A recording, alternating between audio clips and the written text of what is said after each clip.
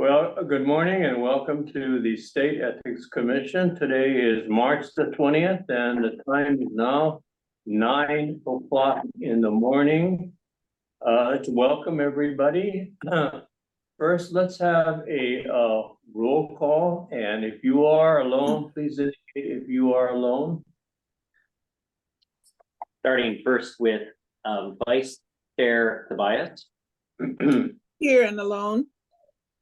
Commissioner Thielen. Here and alone in my office, home office. Recognizing the Chair and Commissioner Hong, myself, and Miles are all in the public hearing room.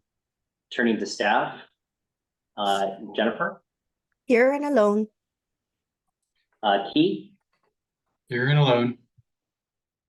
Patrick. Present and alone. Jody. Here and alone. Jared. Present and alone. Bonita. Present and alone. Nancy. Present and alone. And recognizing a new staff person, Barbara, is entering the room with us, and she's going to be in the public hearing room. Also, just like to invite members of the public. Chad, if you'd like to introduce yourself or not, feel free. Guess not. Since No, we hi, do have, sorry, I am not alone. Hello. okay. Since we do have a member of the public, I have to read this script. For any members of the public who may be joining us remotely, if the commission's video conference connection is lost during the meeting, we will recess the meeting and reconvene after our connection is restored. Please check the commission's website. That's www.ethics.hawaii.gov for information about reconnecting to the meeting. If the meeting is continued to a later date or terminated, information about this will be posted on our website. Any questions from the public? All right. First order of business is the approval of the minutes of January 17, 2024. Are there any corrections? Approval. Moved for approval by Commissioner Hong. Is there a second? Second. Second by Commissioner Tobias. Any discussion? All in favor? Roll call. Recognizing that Commissioner Thielen was not present at the January meeting, we'll excuse her, if that's okay. Starting with Vice Chair Tobias. Aye. Commissioner Hong. Aye. Chair. Chair votes aye and no objections. The motion is carried. We're also next have the consideration of the minutes of February 21st, 2024. I noticed that Commissioner Hong was also not present, so any corrections? If not, I entertain a motion to approve the minutes of February 20. So moved. Second. Which one? Oh. Doesn't matter.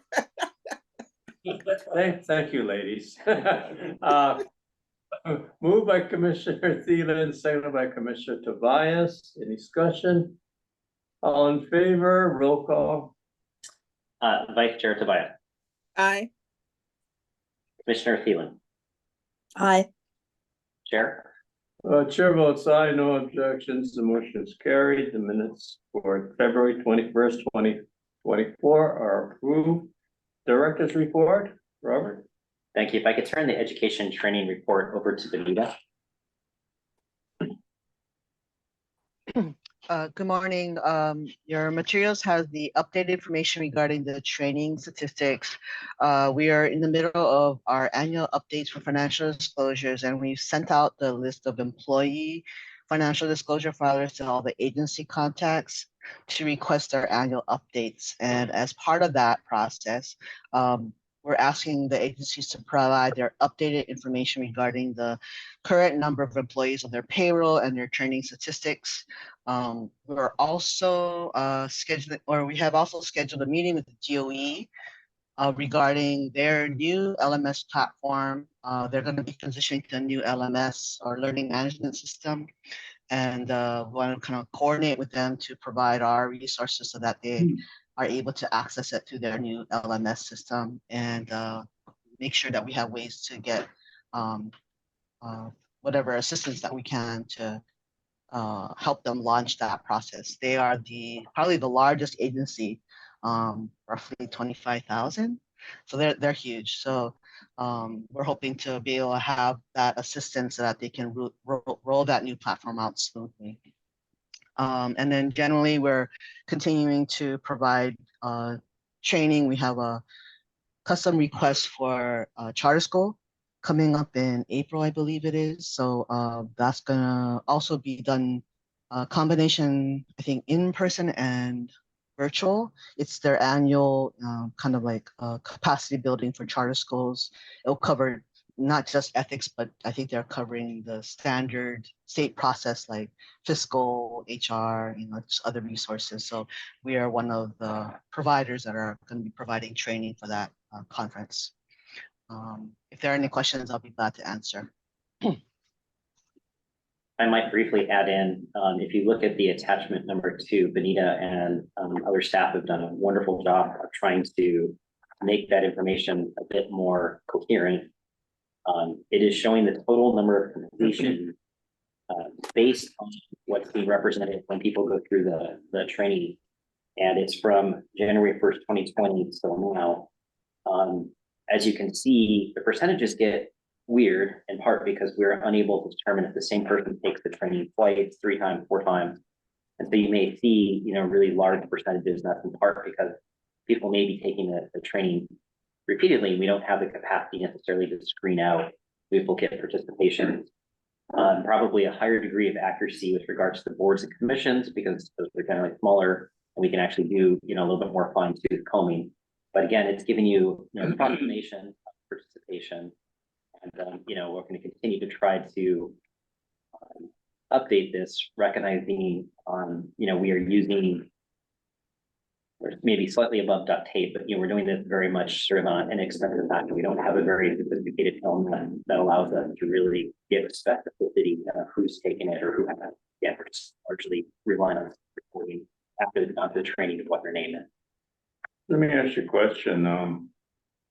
Maybe I don't understand these figures, but let's take, for example, the Commission on Status of Women. Grand total of 9, number of members 5 rather. And completed 180%. What does that mean? I thought you only go to 100%. So again, if 1 or 4 or 5 of the members took the training twice, we're showing the total number of completion. They've done it twice. And so we are indicating that they were members. That's how many completions have occurred. And here's how total members. Some of that may be reflective of new members coming in, old members going out. So again, some of this is just going to be really difficult to do. With the commission and board members, we can probably do a better job of getting better percentages. But when talking about the Department of Education, for example, 25,000 employees, there's no way that we can tell John Doe took it once, twice, 3 times and be able to screen through that. Oh, I thought maybe they enjoyed it the first time, they wanted to do it a second time. But it's only, the requirement's only do it once, right? Once every 4 years. 4 years, right? Yeah, well, I was thinking, wow, these guys really love to have these. The other question I have is, Benita, are we reaching the 85% goal? Again, with the information that we have available to our disposal, I think we're roughly approaching 75, 76%, which is not bad. But again, there is a range of plus or minus error because we're relying on data that we don't have the full visibility on the especially on the employee side. So we're trying to fine tune the board information, which we have some ability to do so. And so we're going to continue to work with our contacts to improve that statistics. But what we're basing it on is based on our data that we have so far, roughly 76%, roughly. So 85% is a realistic goal, correct? Yeah, and I think, working with large agencies like DOE and UH that have the, large capacity to, greatest bang for your buck, I think that's a good strategy in terms of being able to target those agencies with the largest audience and also focusing on agencies that may be underperforming, so to kind of find those pockets where we can put our staff resources to the most effective use. And the reason I emphasize that is we all recall our goal is to be proactive, and the two aspects of it's training and enforcement. So thanks, keep up the good work. Any questions from our commissioners? No, well, next. If I can turn over to Key, the guidance and assignment statistics. Sure. So as you can see, we continue to close basically what comes in and then work on more substantive adjudicatory matters. So yeah, I think we're closing cases at a good rate. If there's any questions, happy to answer them. Any questions from the commissioners? None? Next. And then finally, under miscellaneous office projects and updates, I'd like to introduce our newest staff person that we are very excited to have on board. Barbara, who I'm going to ask to introduce herself in a second, is filling the analyst position, and she's recently come over from DCCA to join us. And Barbara, do you mind just taking, a minute or 30 seconds to a minute to introduce yourself briefly? Welcome. Yes, thank you very much for offering me the position, and it sounds like a wonderful opportunity to work on, as I was telling the name of very important issues that I'm interested in. I have a background in financial fraud, financial crime, criminal law, criminal procedure, constitutional law. I used to be a practicing attorney. I no longer practice as a doing investigative work. And this is an area that I'm really interested in. And I'm looking forward to being able to support the office and its role in trying to I guess what's the best way to say it, to have compliance as far as the lobbyists are concerned, but also having an opportunity to work on the compliance issues as far as everyone else is concerned, all the state workers and the training. That's it. Good. Well, welcome aboard. Could you give us a little background? What did you do before this? You were in DCCA? Yeah, so specifically, I was in the securities enforcement branch, and there you work on registration issues involving different types of financial professionals. But in the enforcement branch, the bulk of the work focuses on the fraud that is often involved by the time the case gets to that branch.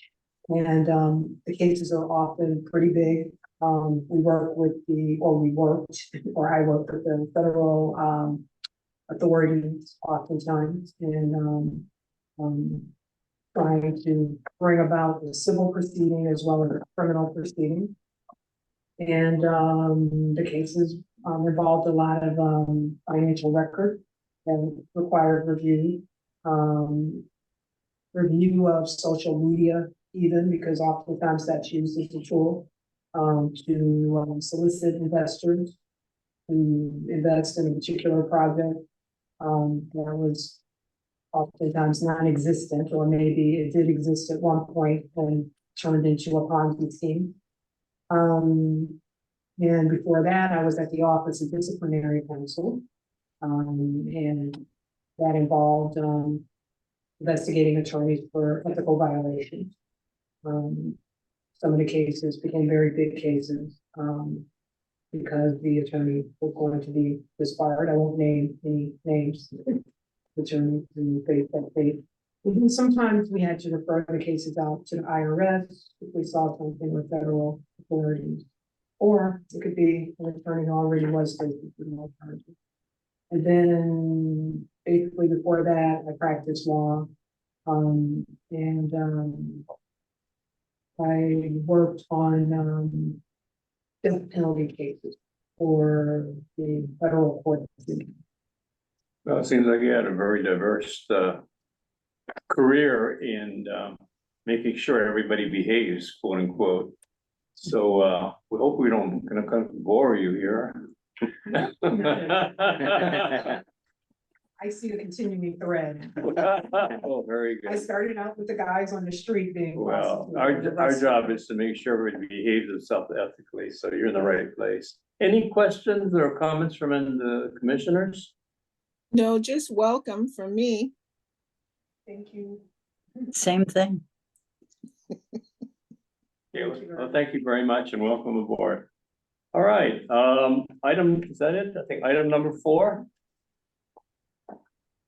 So just as a reminder, this is a standing item to give the commission opportunity to talk about recent media reports concerning ethics or ethics commission since the last meeting.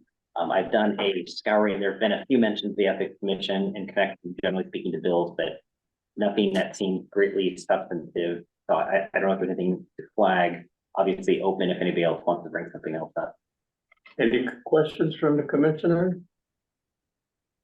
No? Any questions from the public? No? Okay. Legislative matters. So thank you, Chair. With regards to the bill listed, I'm not going to go through each and every one, but I would like to try to highlight a few obviously available for any questions. So first, just with regards to our budget, it has been approved and signed by the governor. So we can walk into fiscal year 2025 with confidence about our budget. And this includes the pay rate for commissioners too, right?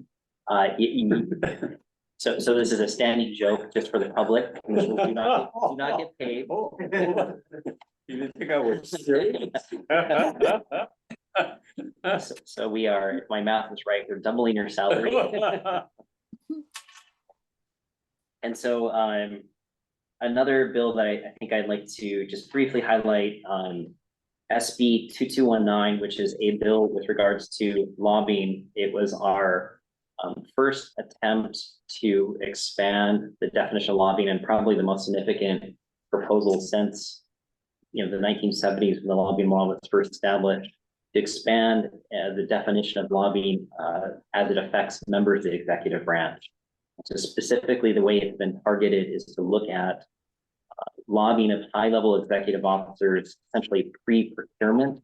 The idea is that somebody is trying to push a contract ideas, sell something at a high level, and they do more than 5 hours of it, and they're doing it on behalf of another entity, that is going to be something that would need to be reported on a going forward basis. We've hit a roadblock a bit in the House where some folks are indicating concern about it. So I think we're doing our best to try to keep that bill moving, although I suspect we may wind up having to sacrifice portions of it in order just to get a bill through and then try again next year. Again, I do think it's important to look at lobbying as it applies to the executive branch, albeit we're trying to act very cautiously to avoid unintended consequences. And obviously it's going to take getting a lot of different people on board, over time with that concept. Moving on to another bill, just to highlight HB 2184. This was a bill which prohibits campaign contributions for persons who are convicted or found to violate campaign finance, lobbying, or ethical offenses. That bill was just heard recently, and they've struck out violations of ethical conduct, and I think they're keeping it focused on criminal conduct. So those who do criminal conduct would be prohibited from making campaign contributions. So I think to some extent our engagement on this bill may sort of diminish. It no longer really applies to things that we do. However, we just, for background, we've submitted testimony indicating there's sort of a wide range of ethical violations, and that it seemed a bit unreasonable if someone, for example, filed a financial disclosure statement late, that they should be prohibited from making campaign contributions. So, we had proposed only ethics violations that were found to be significant or egregious. And I think the legislature, in its wisdom, decided just to strike it entirely and move specifically to criminal offenses. Robert, excuse me, can you just say that again? Because I'm not sure I understood, about the criminal offense versus going after people who haven't paid their financial obligation. Yeah, thank you for letting me clarify. I recognize I didn't explain that as clear as I could have. The bill as originally drafted would have prohibited anyone found to have done an ethical or lobbying violation, as well as committed certain criminal activities from making a campaign contribution. Right. Again, I can see that as a public policy matter, someone, for example, who's a lobbyist who does an extreme or significant violation, it may make sense to prohibit them from also then making campaign contributions as one of the consequences. And so I think the concept is valid. However, one should parse between sort of significant violations and, shall we call them, maybe a little bit less concerning violations like filing a report untimely, and the bill didn't make that distinction. And so the committee in the most recent revision just struck out any civil violation of the ethics or lobbying law, and has basically written it to be criminal only. Since our statutes don't have really any criminal offenses, it largely means it will no longer apply to anything that we do. However, the concept, maybe we should revisit sometime later and decide that's something we want to look at more closely. Okay, thank you. Again, this was not our bill. It's just something that involved us, and so we were engaging to that extent. Okay. Finally, the University of Hawaii Technology Transfer, Senate Bill 3191, involves a little bit of explanation, and some of it predates me, so forgive me. I am summarizing, and I invite any staff who would want to jump in. This bill was pushed out of the legislature several years ago. It has a sunset clause. It specifically exempts tech transfers, which might be a situation where a professor has a LLC and some intellectual property or some engagement in some type of enterprise where the transfer of that or the commercialization of that would normally be a conflict of interest. The Ethics Commission over the years has tried to allow that to the extent possible. Pushed this bill earlier to essentially kind of exempt these kinds of activities from the ethics code, and that bill passed. There is some express language in it, however, stating that they are still supposed to consult with the Ethics Commission as any tech transfer. UH is coming in with a proposal this year specifically to remove the sunset, and they have articulated that they are doing tech transfers now, not a lot, they're doing it as a regular course, however, they've never consulted with us. And so we are submitting comments only, just indicating that they haven't consulted with us. And in addition, if they did consult with us, because they are exempt from the ethics laws largely, it's not entirely clear what our review would be. I'm not sure what we would do except say, well, you're exempt. So again, it is a bill that we didn't push, we didn't encourage. I'm not sure we necessarily oppose the policy of it, but I do think it's something that the legislature may start debating whether or not this is something that should be entirely conceded to the UH or not. And it's something we're just trying to be involved in. Are there any questions about that, or do staff have any clarification? Doesn't seem so, though. Okay. That's all the bills I wanted to highlight, but again, I'm available for questions if anybody wants to ask about any. Yeah, let me ask you a few questions on some of these bills. Under Commission Procedures, HB 1881, maximum administrative fine, it crossed over to the Senate. It's still alive. Is that the one that we requested $5,000? Correct. And then, of course, it says fail to cross over. I assume the Senate says, well, you got the House bill, so you just give us your bill. Is that the reason why? Not entirely clear. We are asking the Ways and Means Committee to hear it, and hopefully we'll hear back as to if they will or if they won't, why not. Okay, but it's still alive. Still alive. It was kind of worried me when it said the Senate bill did fail to cross over, unless it was a similar bill that says, well, you're just having two bills, we'll take your bill. That is always a justification. I don't know if it's always, I don't know if that's always accurate. Yeah. I'm reading between the lines. That was our big thing. Increasing the fine from 1,000 to 5,000, put some teeth into our enforcement. Second one is the disclosure reporting. I know that SB 3350 requires judges. Remember, we asked in regards to judges and judicial nominees rather, that they should have a financial disclosure. And that's still alive. It is still technically alive. The Senate really focused it on nominees of judicial vacancies. But I understand the House doesn't intend to move on it. So I suspect the bill will die.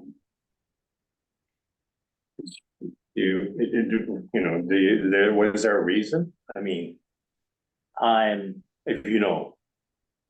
I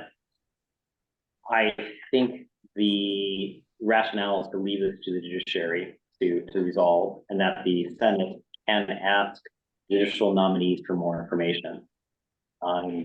Yeah, if you remember, we didn't necessarily take a position on this bill. We were simply commenting. And it could be something that gets revisited in the future if the commission wants to. I know we did have a concern in regards to the judicial nominees in regards to there's financial disclosure, any conflicts of interest, quote unquote, and this would have taken care of it, if I'm not mistaken. Yeah, I think the rationale that the Senate can ask the nominees to submit whatever information they want. I think the benefit of having them submitted to us is that the public process, and there are some teeth if they omit something or if there's some type of error, both from us and also on a criminal side. So there is, I think, a rational public policy reason to keep talking about it. However, we to date have not taken a position publicly or with the legislature on it. Okay, well, a little disappointing, but okay, moving on. The last one, I believe it was fair treatment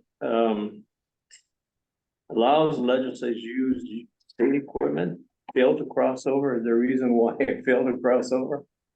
Again, this was not our bill. This is one of the individual legislators' bills. So not something we're pushing. And again, I'm not sure necessarily that we would disagree or say that under the ethics code that legislators could not use state equipment for bona fide community initiatives. If it's a state purpose, it's the main focus we would have. So I'm not sure there's a need for this bill per se. And the last one, which is really, I was curious, because I think I brought this up the last meeting when we had a representative from the Honolulu Ethics Commission present. It allows the Judicial Council to nominate persons for the county positions, like, what they do now for us as a state ethics commission. That failed. Any reason why? It was never heard. Never heard. Never heard. So leave the counties alone, right? I mean, it seems that way. Okay. Oh, interesting. Any comments or questions from any of the commissioners in addition to what I just asked? No. All right, thank you very much. Moving right along. All right, let's see, we are now in section number 6. Is that right? 6? Are we? Am I something to get in here? Let's see. Yeah, number 6, proposed 2024 goals.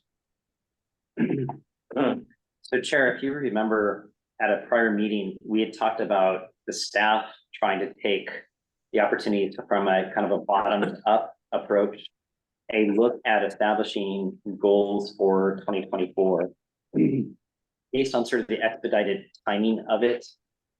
These goals are not necessarily ones that maybe got as much attention and focus as I would like going forward. However, I think they are largely reflective of activities that we either have to do. They are things that the commission's indicated as a policy goal. So I think largely speaking, I think they're kind of reflective of the things that we're trying to achieve on top of our normal course of activities. And I'd really like to flag that any one of these goals, I think for an agency would be significant. Choosing 5 of them is audacious on top of, essentially doing the normal work of doing advice, training, and enforcement and disclosures that we already normally do. I'm flagging there's a lot here, and the hope is, kind of help streamline what we're focused on. I used to work with someone who used to say, if your plan's not in writing, it doesn't exist. So I think part of this is to try to honor that and sort of say, here's the things that we're kind of focusing on and use it as an opportunity to focus. And the hope would be, to have the commission questions, to have the commission engagement on it. Is this going the right direction or not? And, I hope this become an annual thing that we will do, and we will actually try to continue to look for ways to improve and get better and to refocus. Specifically looking at these goals, number one is the 85% training target, which, the commission has already indicated. Some of these are things that we just have to do. We had a number of statutes change, and as a reflection that we actually have to update our electronic filing system and how we collect that information coming from whether it be a lobbyist or employee or otherwise. And so we are trying to focus on updating that online system to make sure that we can meet the statutory changes. We are looking at ways to ensure greater enforcement compliance and modernize some of that, specifically bringing Barbara on is one of those ways I think we're going to see some improvement there. We're doing general office modernization, which is a thing that the legislature helped fund last year, which is moving to a new server, a new data management system on how we handle cases moving forward, and hopefully allow us to do greater public reporting of what we're doing. And that in of itself is a big, hairy, audacious project that we're underway on. And then the final one, I think one we talked about, is trying to look for opportunities to do more public engagement as a means to build public trust and awareness. So again, these are large goals. Really enjoy, I don't think there's going to be anything necessarily mandatory or binding on these. I'm not looking for a motion, for example, but looking for the commission input, questions, suggestions. There's something that we shouldn't highlight or to highlight more. And then again, the opportunity I hope would be to do this on an annual basis and to maybe keep using it as a chance to get better. Well, let me just start off with saying that those are very ambitious goals and good goals. The last two interests me.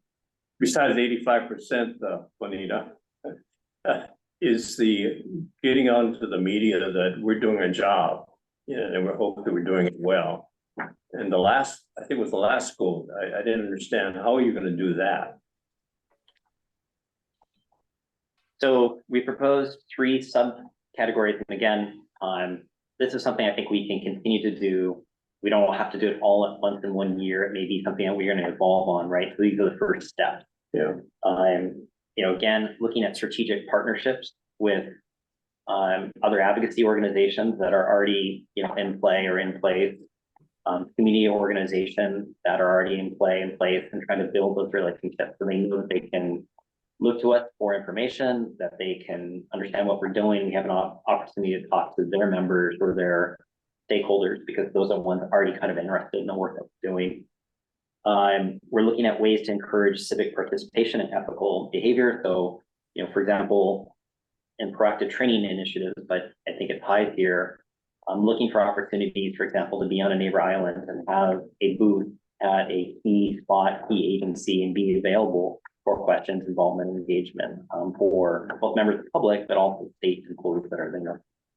And then looking at ways to outreach, to create columns, workshops, and webinars that are directed more broadly out to the public as well, as a means of trying to highlight what we're doing, what we're engaging on. I want to be clear, we're already stretched pretty thin. So I don't know if we're going to be doing a lot of this, but the idea is trying to make meaningful steps in the right direction. And the idea is maybe in the future, we can start doing more and more of these types of things. Yeah, I think it's a great idea. And I think one of the avenues, like what we did before, is I invited you to go to my Rotary Club, and, they were very amazed at what we were doing, and they were very impressed, but they didn't know anything about ethics. What is this? And I remember our first question, what about the judges? Well, so maybe that's a suggestion, talk to the public, because a lot of the public don't even know what we do and how we do it, and hopefully how effective we are. Those are good goals. Commissioners, any questions, comments? Yes. I have a question. I think these goals are laudatory, but they're very diverse. Are you going to have specific staff members assigned to each goal to kind of develop it, so there's some kind of accountability. Otherwise, I think it's going to be difficult, accomplish all of them, much less one of them.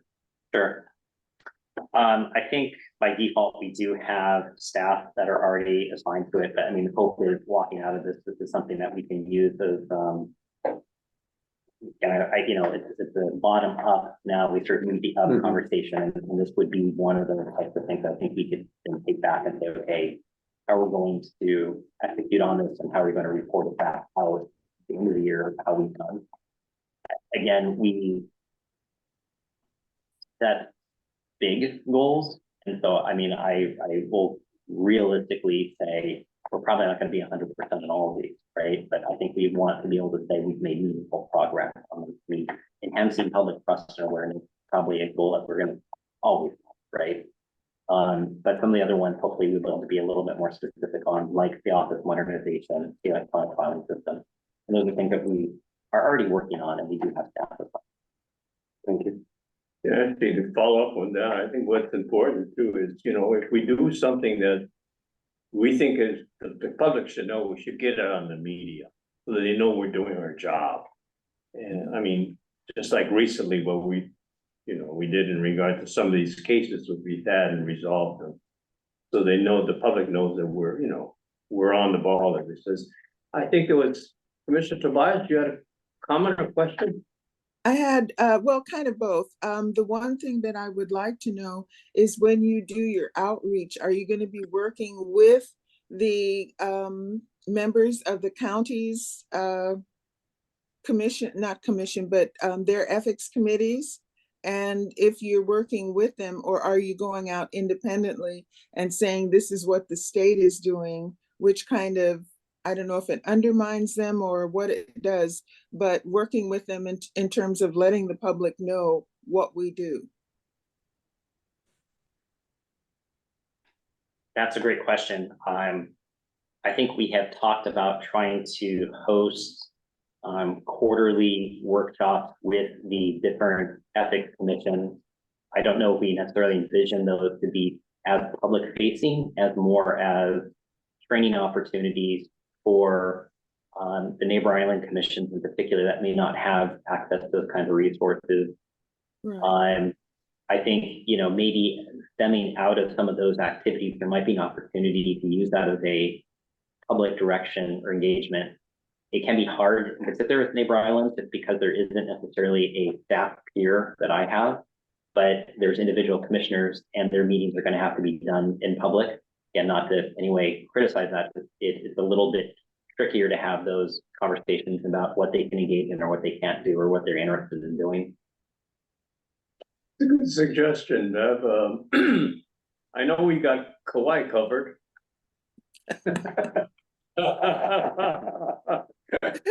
Yeah. And I think that's a great question, because when we had our last conference with the counties, they really were surprised what we do and what we were able to do. And maybe we should go out and have some of, our commissioners or even our staff go out and preach the gospel, and not tell them, but ask them, would you like us to share with you what we do and how we do it? And, it's up to them to get the resources, and we're not going to fund them. But I have to remember that last state conference, they were like, wow, how come we're not doing this or doing that? And how do you do it? So but again, I don't know if our budget will permit you to, take a trip to the outer islands. So, or they can, but anyway, I think that's a good idea, Yeah. offer them our expertise. And I think the state will do well with that. We can't cover the counties. Thank you, Beth. Any other questions or comments? I would recommend doing it in a collaborative action rather than us coming up as the kind of lead position. I'm sorry, did you hear that? Did you hear what Commissioner Hunt said? No, that's okay. No, I said I recommend collaboration in this rather than a top-down approach to working with this counties. No, it is an excellent suggestion, and I think it's well taken. I think if there are, significant public reach out, there's ways to try to see, can we involve the county commissions on it? There's a multitude levels of reasons why that's a good idea. I think also if we do plan a neighbor island trip, again, I think the idea was, so for example, if UH Hilo has a key event where potentially we can be there, be present, be visible, offer training, then maybe there's an opportunity to also meet with county commissioners at the same time. I think we want to explore those opportunities. I also don't want to overpromise. I mean, the reality is, we are now a staff of 12. We're not going to get any bigger, and there's already a lot of work on those staff of 12. So I think, we want to take steps in the right direction, but we're not going to be running right away. Yeah, good. And again, we don't want to be big brother. We just want to, as Commissioner Hall, to collaborate and how can we help you to share? Any other comments from other commissioners? Any comments from the public? If not. Okay, thank you. Let's move on. I believe we are on discussion number 7, discussion of ethics oversight over the judicial branch. Any word we're gonna have the next meeting? No update on this. But you are talking. We are. And they will be coming over. Yes. All right. We got the first step. All right, let's see. Item number 8, isn't that? I better just say, what's the status of the Akana case?